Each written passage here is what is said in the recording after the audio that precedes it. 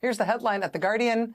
Quote, Trump's demands to drop DEI leads to deletion of unrelated federal pages.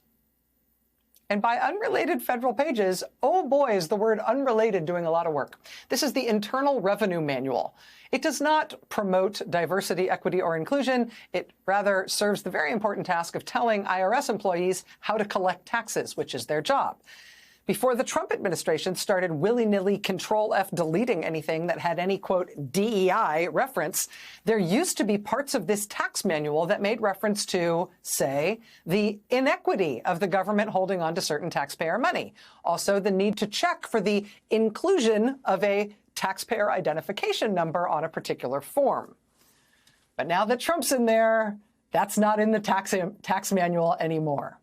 They deleted those references because, oh my God, inclusion.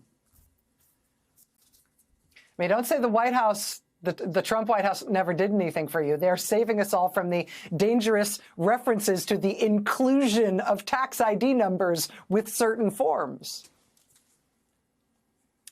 It was under the same anti-DEI guise that the White House removed thousands of government websites over the last few days, taking down information about everything from vaccines to substance abuse to veterans' health care to census data, because, you know, there's somehow DEI in the census data.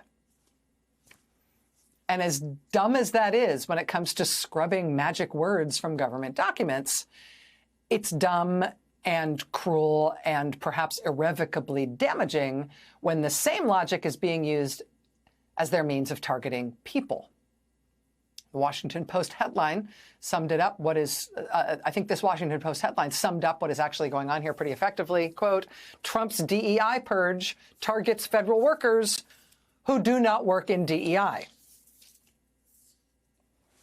I think it's pretty obvious now to everybody that they are using DEI as just a pretext. They're giving everything that, you know, unfashionable boogeyman label to try to avoid people in general realizing that what they're really doing is just wrecking the U.S. government, just knocking it down.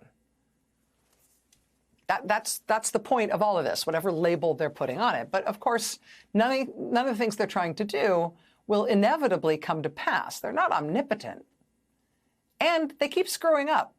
And they keep caving when people push back. So, for example, in the wake of thousands of CDC websites being taken down days ago, purportedly because of DEI concerns about those websites, quote, by Monday, some of the pages that had been deleted on the CDC's website had reappeared.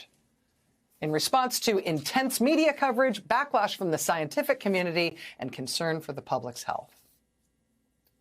When you push back on them, they cave. They want to do things that are easy for them to do. Anything that seems hard for them to do, they stop doing. So pressure works. But you know what? Stupidity works too.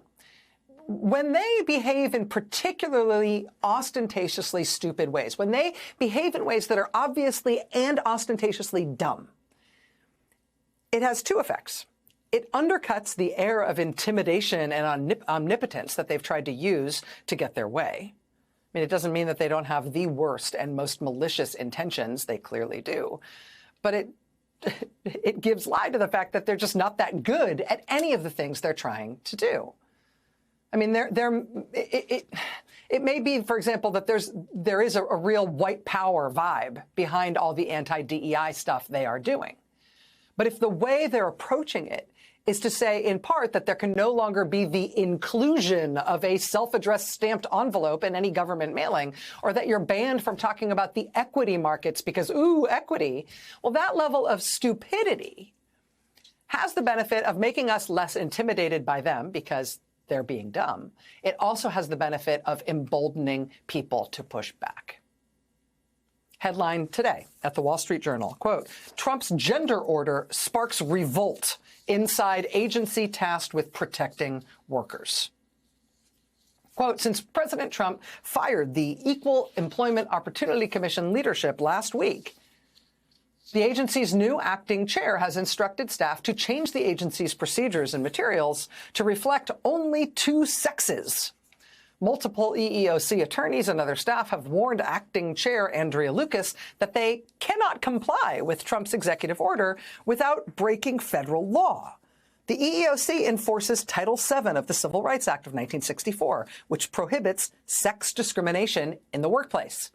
A 2020 U.S. Supreme Court decision says the definition of sex discrimination includes sexual orientation and gender identity. So here's a clear case in which a stupidity problem has arisen here, right? This is an agency that is charged under statute with enforcing a particular federal law.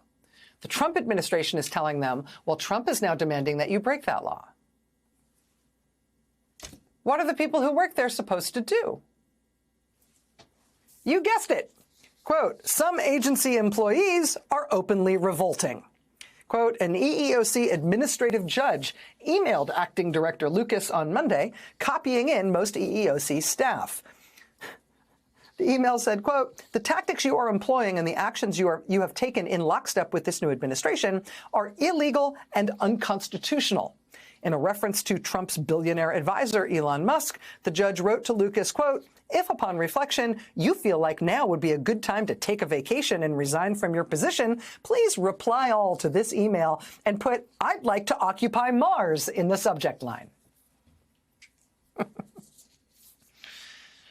In other words, no, we're not doing these illegal things you are telling us to do.